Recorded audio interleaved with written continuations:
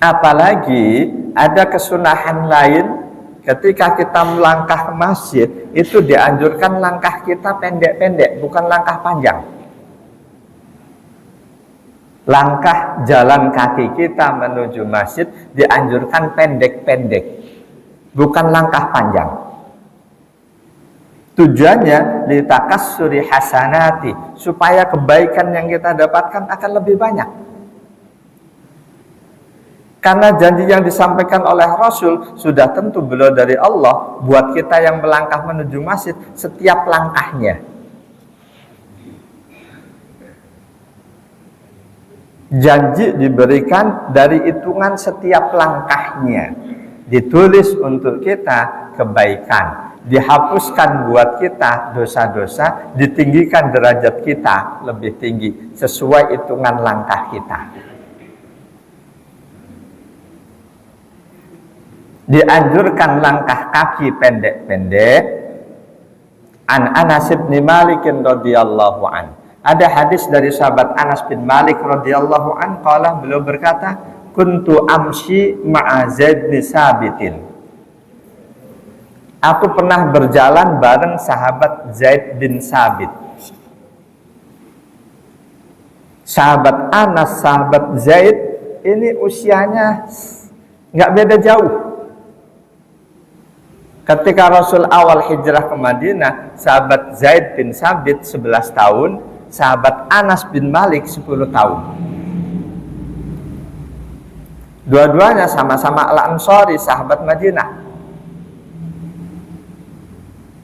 Ketika Rasul hijrah ke Madinah, sahabat Zaid bin Sabit, waktu itu Quran belum utuh, belum sepenuhnya turun, sudah hafal 16 surat panjang. Sahabat Zaid bin Sabit. Beliau tidak terlalu banyak meriwayatkan hadis, beda jauh dengan sahabat Anas bin Malik. Sahabat Anas bin Malik 1.500-an hadis, sedangkan sahabat Zaid bin Sabit cuma 62 hadis. Beliau juru tulis Rasul.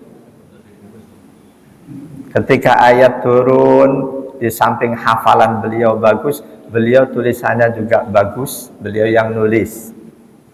Rasul butuh kirim surat kemana-kemana, beliau yang tulis.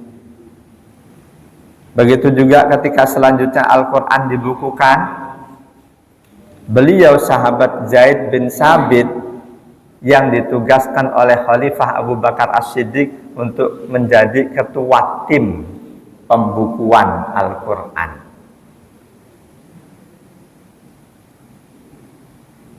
Kata sahabat Anas bin Malik, aku pernah berjalan bersama sahabat Zaid bin Sabit. Faqaraba fil khuta. Beliau langkahnya pendek-pendek. Oleh sahabat Anas diperhatikan, beliau yang orangnya tinggi, langkahnya pendek-pendek.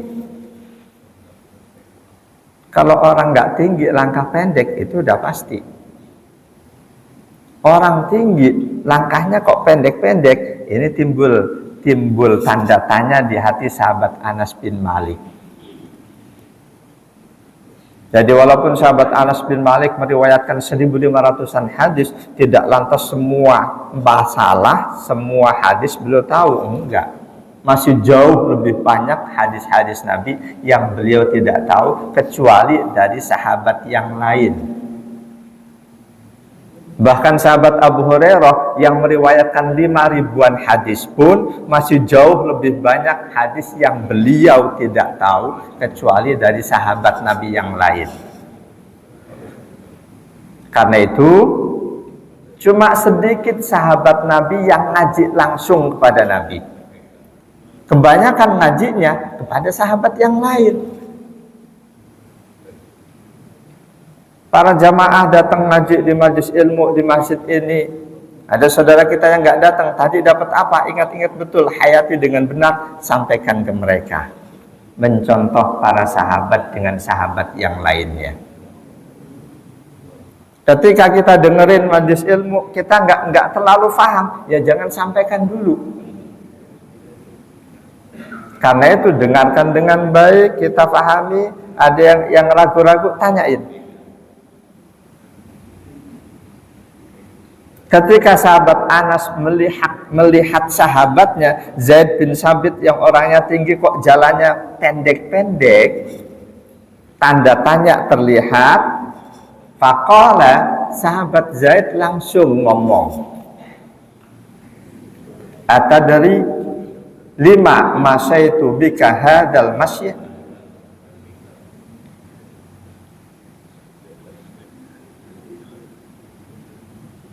Kamu tahu enggak, kenapa ini aku berjalan bersamamu dengan pola jalan seperti ini? Sahabat Zaid nanya ke sahabat Anas, kamu tahu enggak kenapa aku yang tinggi ini tapi jalanku dengan langkah pendek-pendek? Lah, kata sahabat Anas, aku enggak tahu. Faqala, lalu sahabat Zaid pun menjawab, litakassuri khotona, supaya jumlah langkah kita itu menjadi banyak. Fil masyi ila shalah.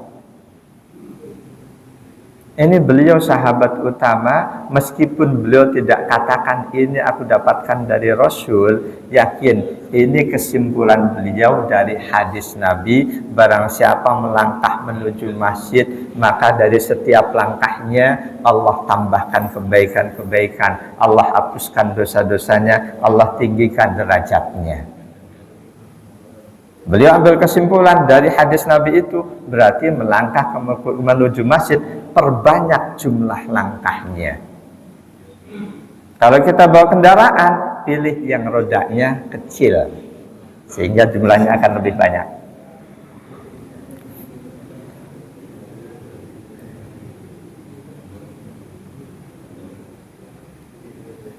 Lanjut tetap ucapan Imam Ghazali, waqul fi tariqika, dan dalam perjalananmu bacalah sambil berjalan, Allahumma inni as'aluka bihaqqi sa'ilin 'alaika wa bihaqqir raghibina ilaika wa bihaqqi mamsyaya hada ilaik fa inni lam akhruj asyarran wala bataran wala riya'an wala sum'atan bal kharajtu ittiqa'a sakhatik wabtiga amardotik fa as'aluka antakbalani antunkidani minan nar wa antaghfirali dunubi fa innahu la yaghfirud dunuba illa anta. Awal perjalanan ke masjid, baca doa ini, ya Allah, aku meminta kepadamu demi hak orang-orang yang meminta, demi hak orang-orang yang sangat merindukan Engkau, demi hak jalanku ini menuju Engkau. Sesungguhnya aku berjalan keluar meninggalkan rumah bukan untuk keburukan, bukan untuk kesombongan, bukan untuk riya, bukan untuk sum'ah. Aku berjalan ini ya Allah karena aku takut kemurkaan-Mu, karena aku mengharapkan ridho-Mu. Aku minta padamu ya Allah, selamatkan aku dari neraka-Mu. Ampunilah dosa-dosaku, sesungguhnya tidak ada yang bisa mengampuni dosa kecuali Engkau. Jamaah dan Allah wa iyyakum ajma'in. Doa yang diajarkan oleh Imam Ghazali ini bersumber dari hadis dari sahabat Abi Sa'id Al-Khudri, riwayat Imam Ahmad dan Imam Ibnu Majah. Status hadisnya dhaif. Tapi ingat, dalam doa hadis dhaif boleh. Jangankan hadis dhaif, doa yang kita susun sendiri saja boleh. Tentu masih lebih baik doa berdasarkan hadis dhaif daripada doa susunan sendiri, bahkan daripada doa susunan ulama sekalipun. Masih lebih baik doa berdasarkan hadis dhaif. Apalagi status dhaifnya hadis bukan berarti ada perawinya yang benar-benar pendusta. Enggak. Perawi yang sekedar sekali diketahui bohong, seorang perawi hadis diketahui pernah sekali bohong, itu hadisnya sudah dhaif. Nah kalau bohongnya itu seperti pejabat yang banyak janji nggak ditepati, itu jadi perawi hadis, hadisnya tertolak semua. Jadi jangan lantas hadis dhaif berarti itu perawinya pasti pendusta. Enggak, itu terlalu negatif thinking. Seluruh ulama kita sepakat hadis dhaif boleh dijadikan dalil untuk amalan-amalan sunnah, termasuk doa ketika kita berangkat menuju masjid. Andai kan ada hadis sahih doa mengiringi kita berangkat menuju masjid, tentu hadis sahih lebih harus kita dahulukan. Wallahu a'lam bishawab.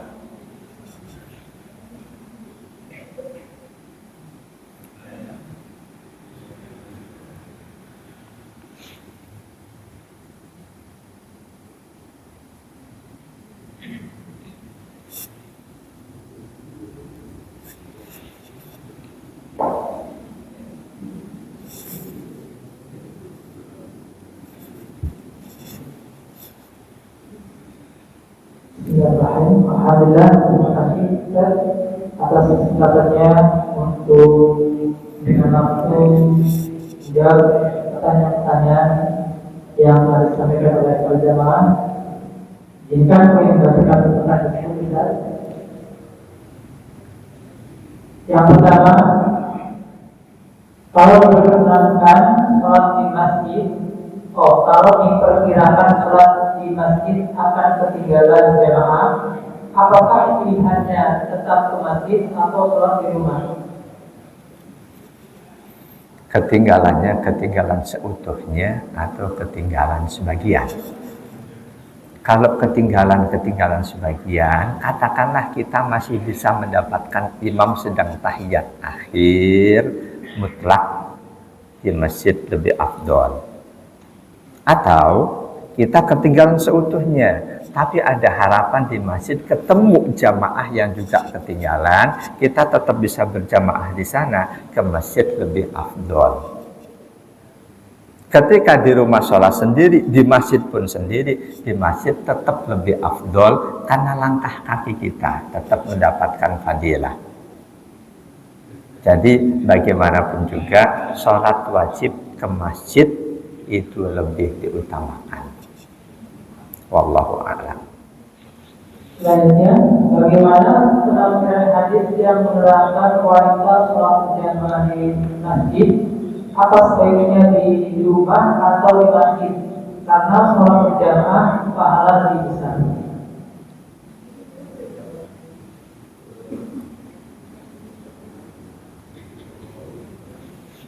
Coba ulang.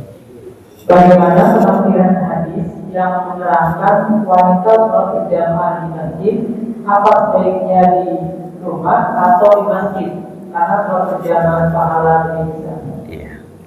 Berkaitan dengan sholat di masjid, imamnya kok katakanlah imamnya ada masalah. Ini salah satu yang dibolehkan kita pindah ke masjid lain ketika di satu masjid imamnya ada masalah. Bukan pindah ke rumah, tapi pindah ke masjid lain. Misal, di masjid ini imam yang duluan wafat. Ganti imam yang ini kok bacaannya di bawah kita. Bukan karena sombong ini. Kita tahu bacaan si imam ini di bawah kita. Syarat seorang imam, dia harus sama bacaannya dengan makmum yang terbaik bacaannya, minimal. Ketika imam ada satu kesalahan bacaan, makmumnya 100% benar, si makmum yang 100% benar nggak sah makmum sama imam itu. Jadi ketika di satu masjid ada masalah sehingga kualitas sholatnya nggak baik, kita dianjurkan, dibolehkan pindah masjid lain. Dibolehkan pindah masjid lain, bukan lantas ya kalau gitu di rumah aja. Jadi tidak dianjurkan sama sekali sholat wajib di rumah, kecuali darurat. Rasul tidak pernah mengalami kedaruratan yang sampai menyebabkan beliau sholat wajib di rumah.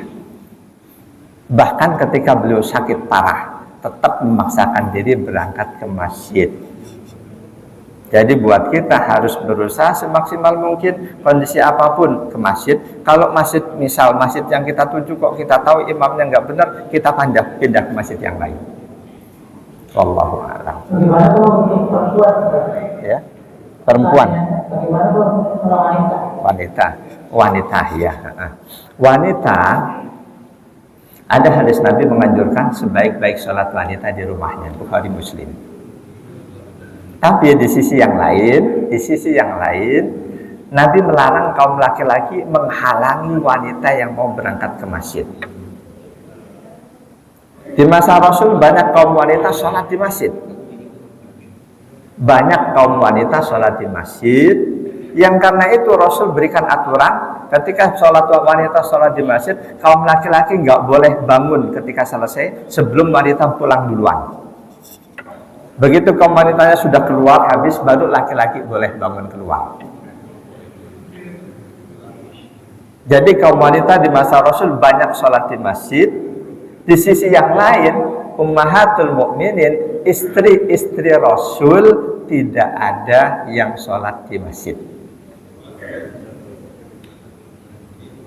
Istri-istri Rasul tidak ada yang sholat di masjid, tapi kaum wanita banyak yang sholat di masjid.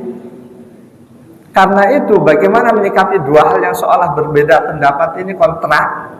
Imam Syafi'i berpandangan ketika wanita itu dia lebih merasakan nikmat sholat di rumah, lebih khusyuk di rumah. Kalau dia sholat di masjid, pertama tidak mengganggu, menimbulkan fitnah buat kaum laki-laki. Yang kedua, dia bisa lebih khusyuk, bisa dapat tambahan ilmu, ke masjid lebih baik. Ini pandangan ulama mazhab Syafi'i, tidak mutlak wanita lebih baik di rumah. Karena faktanya banyak kaum wanita yang sholat di masjid di masa Rasul, yang oleh Rasul diakomodir, diberikan aturan khusus.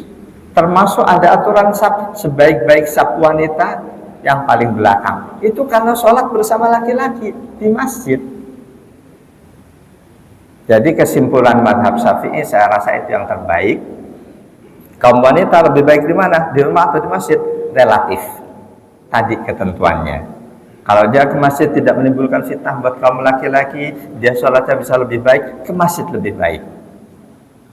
Tapi kalau dia ke masjid menimbulkan fitnah, jalannya dia udah bikin orang terganggu, misal di masjidnya aromanya bikin jamaah laki-laki jadi nggak fokus, lebih baik di rumah.